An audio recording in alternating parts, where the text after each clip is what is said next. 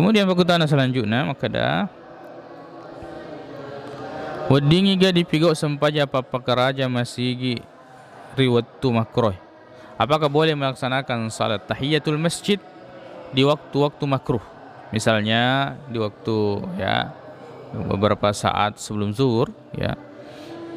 Ketika pas matahari di atas, ketika matahari pas di atas kepala, kemudian setelah salat asar ya nasi tujuan kita makin masjid, boleh tidak kita melaksanakan? Saya patarona panditata mengatakan boleh. Magiro nasabayu sempaja sunnah ini berkaitan dengan sebabnya. Ya bukan salat sunnah mutlak.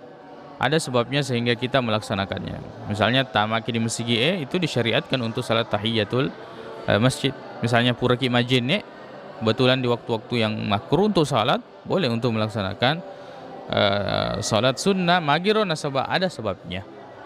Ada sebabnya dalam masalah ini. Saya patarona panditata ada tujuan masalah yang menerangkan bahwa hukumnya ya boleh dalam masalah ini. Wallahu a'lam.